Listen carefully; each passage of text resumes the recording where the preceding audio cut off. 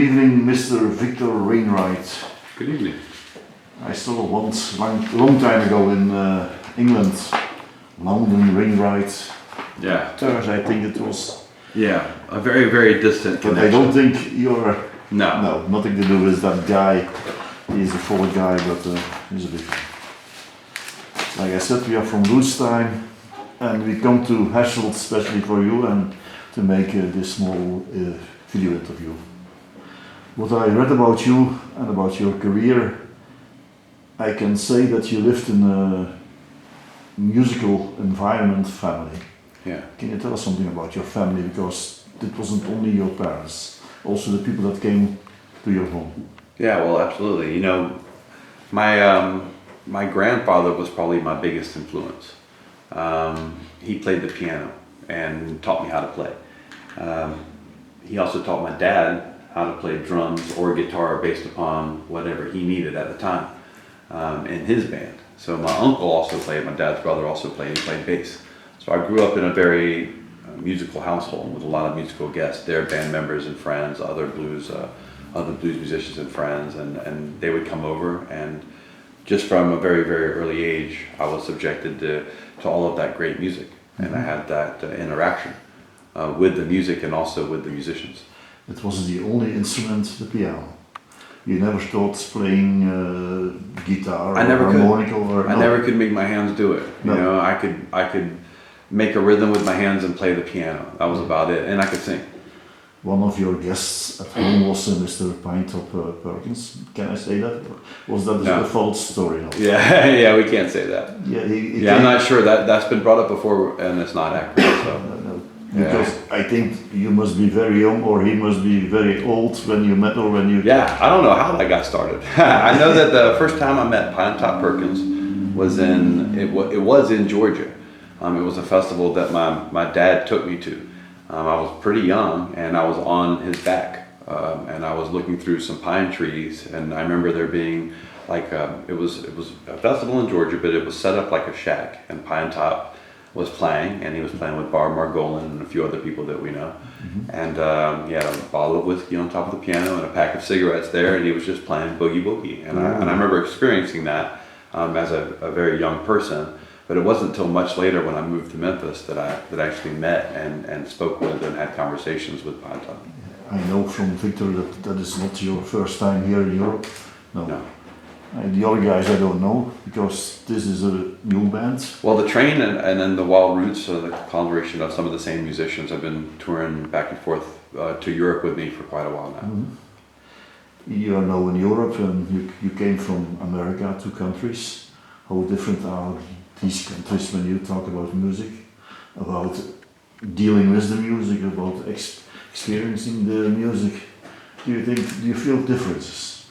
You may all ask if you. Yeah, I think that's a good question for me. Yeah, I feel a huge difference in the way that musicians are treated here, and there's a level of respect for blues culture and blues and jazz and just American roots music. It seems like there's a great appreciation for it over here.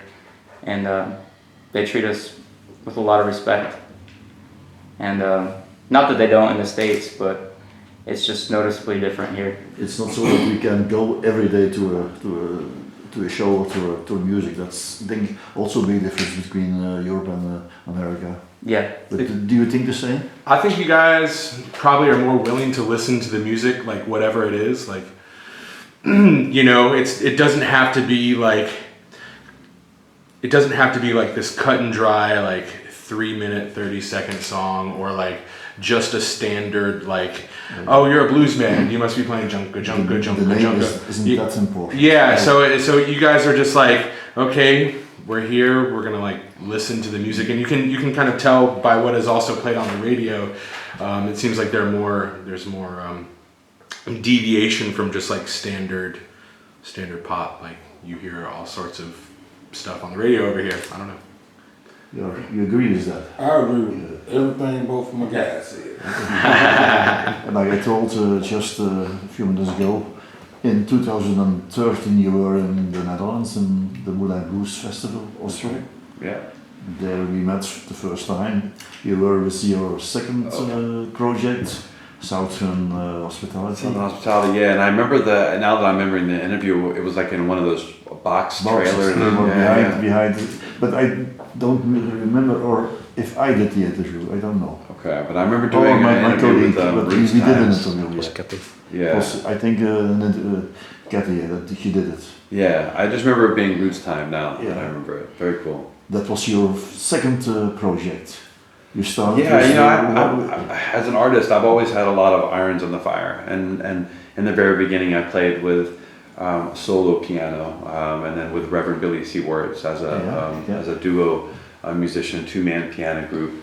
Eventually with the Wild Roots, with Southern Hospitality, and now with the Train, and it's been an ever-evolving process of finding people that are sharing your current vision of whatever you're going after. And for me, I like to be able to do all sorts of different things, not only just to keep it very interesting, but to also keep people interested out there. Yeah. It's not the same book. No. You know, every time between the Wild Roots and now the Train, there's been growth and evolution, and it deserved its own name. Does that mean that you're going on a higher speed because you're sitting now on the train? Yeah, I would say that we're moving at full speed. You know, we're moving full speed ahead, and we're inviting passengers to come on board. Dus you're now telling us that's a different project, another way that you look to music now. Say it one more time, I'm sorry. Now you're telling us that this is a new project, a new way to approach your music. Exactly. No? Yeah, exactly right. I think that, you know, with writing the music myself, which is a departure, with this last album I wrote a lot of the music myself, which is a departure from any of the other projects that I've done in the past.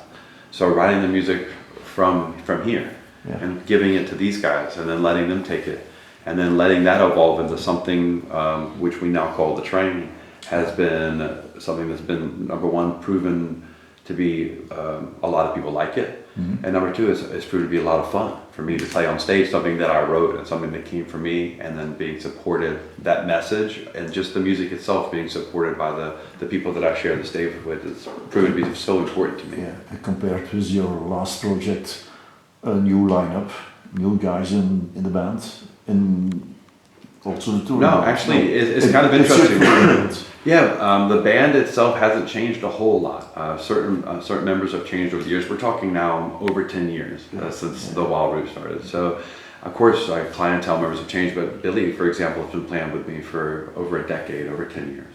That's great. Terry's been with me for 6, and Pat's been with me for almost 4 now. So it's interesting, and the reason that we changed the name was mostly to do with the change of music and where it was coming from, who was writing it. Yeah. Okay, then we go to your first album, your titleless album, just the Train. Train. Yeah, tell us something about the album.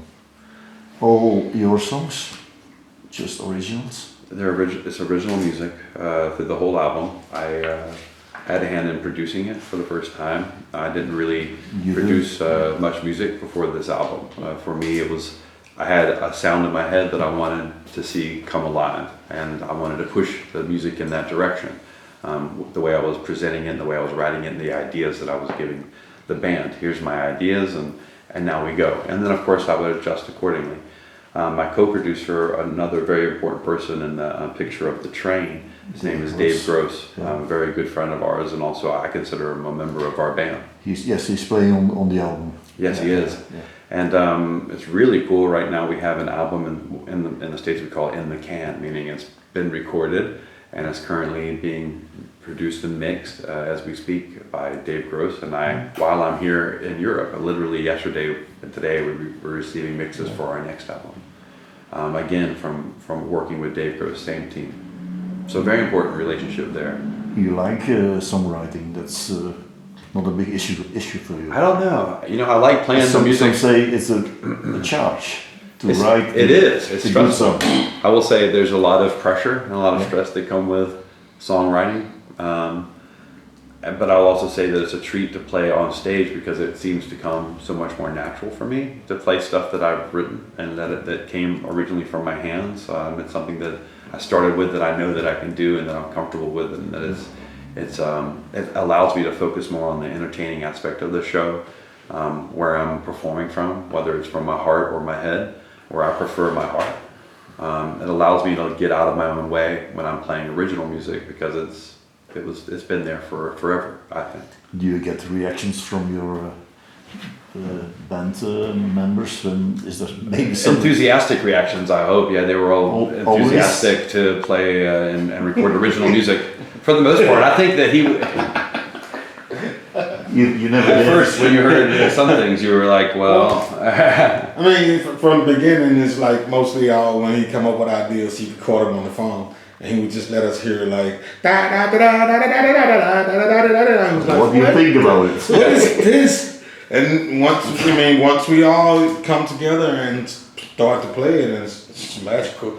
It's like, Yeah, I feel like we've gotten to a point now where we've all found our own roles in the band. yeah. And when he brings an idea to the table, we all kind of put our own flavors, and it's truly a band sound. It's like it's definitely. I do not tell them what to play. Because- They play what they feel. Just like when I write the song, no one's telling me what to write. No, Yeah, it's very important right. for It's very important for them to play what they're comfortable with as well, so that once we get on the stage, we're all playing from that same place. I think when I look at the reactions on the album, last year, one of the best album in recording the Naras, you're a hit, a good album. I have questions about two songs. Sunshine, for me a bit the outsider on the album. Is that a correct view or? It absolutely was. observation? In fact, he was just singing you a little bit of Sunshine Yeah. to use as an example of Yeah. something odd that I brought to the table that was outside of the box. Yes. And when I first brought it up to him, he said, I don't know about this. But actually, that's been one of our most requested songs to play live. Yeah. Will you play Sunshine? Will you play Sunshine? Play Sunshine. That's a request that we get. Actually, it's one of his father's favorite songs that he requests when we hear I us like the play. song, but it's a special one, which is a bit outside of the rest. I think they're all outside of the Yeah, rest. yeah. You know, I think they're all a little bit outside, and Sunshine just takes up an angle that's maybe, it's kind of like looking in the sun where it's a little hard to look at, but at the same time, it really burns you when you let it. Sunburn. There is a song about a grave, Wiltshire. Wiltshire grave. I think that's a place, Wiltshire. No. It is, yeah. In the UK. Well, we actually wrote it while we were traveling. I wrote a But why? poem. Why a song about a grave and that specific grave? Well, it just struck me as quite beautiful, honestly. The whole area that we were driving through, we had passed through a cemetery that was very eerie. A melody came to me in my head. I wrote recently on social media about this particular bird, this raven that came down and cawed and landed on the tombstone, and on the tombstone was Peggy. So as you hear the name, Peggy was a Wiltshire woman. You get an idea of what was happening or what was coming to me. I just like to write things that are a little off the wall and that may be in my head that are not necessarily always personal, but are personal, you know. Like you can see on the picture, you are doing something new. Yeah. Harvest Buoy. Harvest Boogie, yeah. Is that the new album that's coming on? Or No, that's the name of the tour.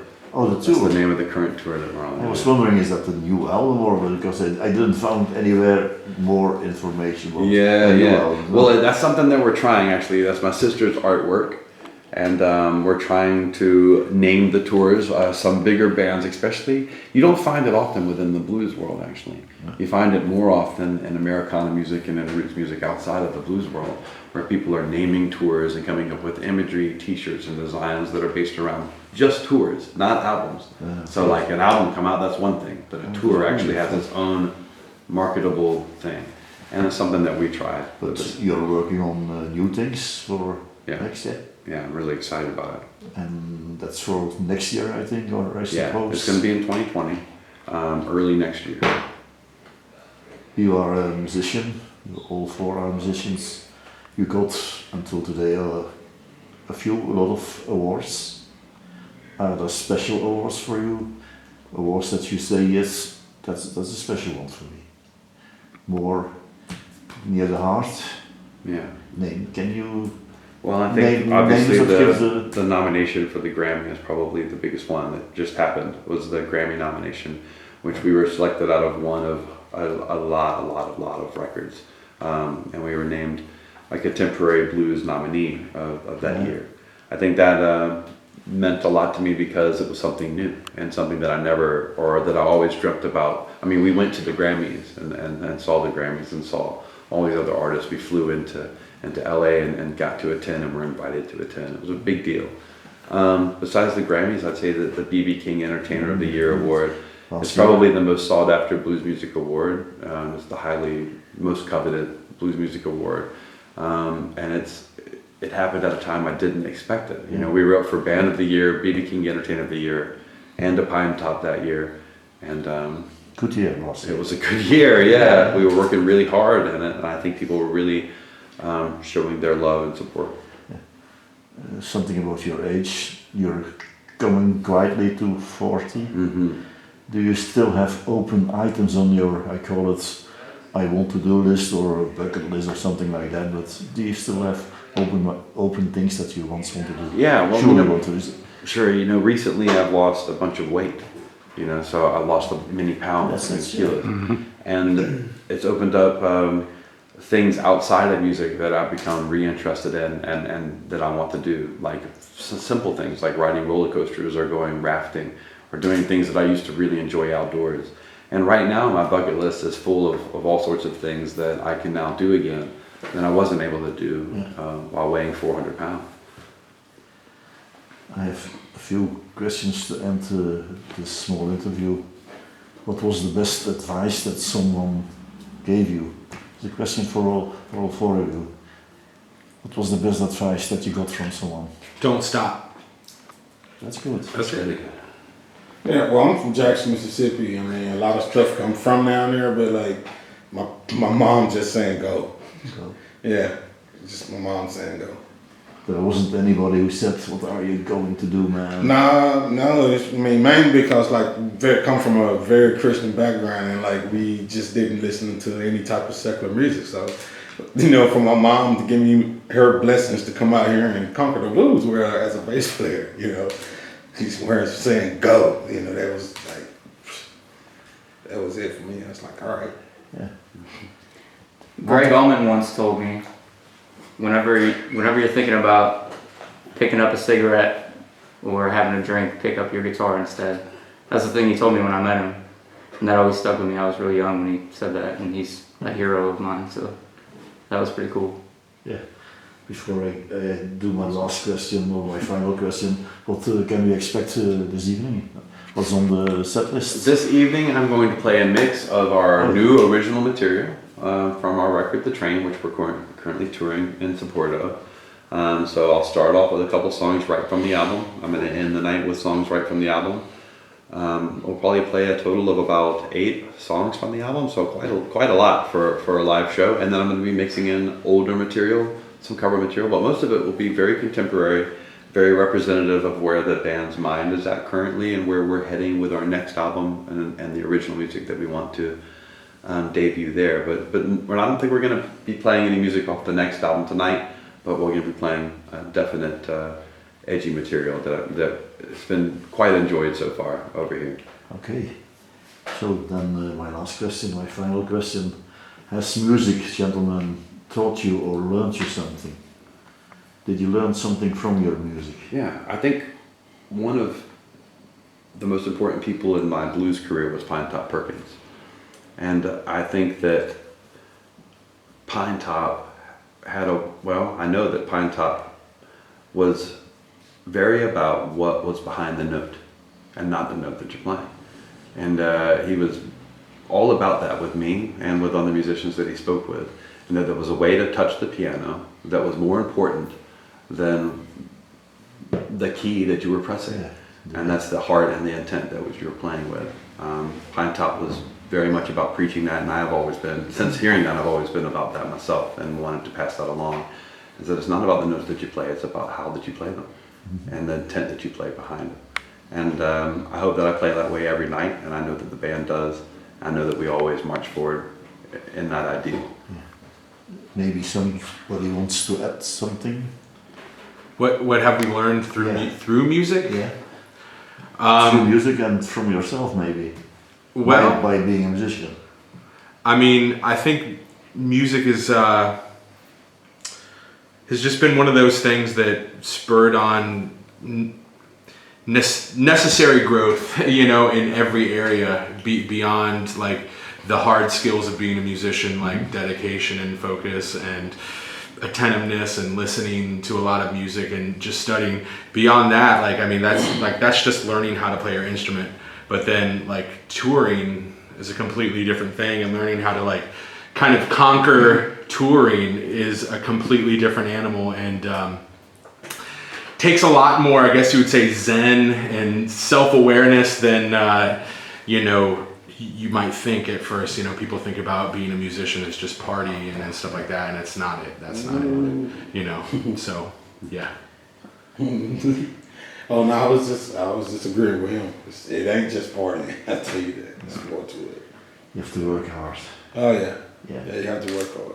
You have to be able to get along with people. I tell you that. Yeah. You learn how to get along with people. Yeah, yeah. You may have the last word. Yeah, I've learned through music that I can do anything that I want, as long as I work hard and just keep on following what's in my heart. That's about all I got. Okay, Mr. Victor Wainwright and people on the train or from the train, thank you a lot for this small interview and for our roots time. Of course. And we hope to see you again and play some nice boogie woogie for us tonight. Okay, I will. Thank you. Guys, Thank you. Thank you. Yeah. Thank you. Enjoy the show. Yeah, Yeah, thank you. enjoy the show, guys. Thank you.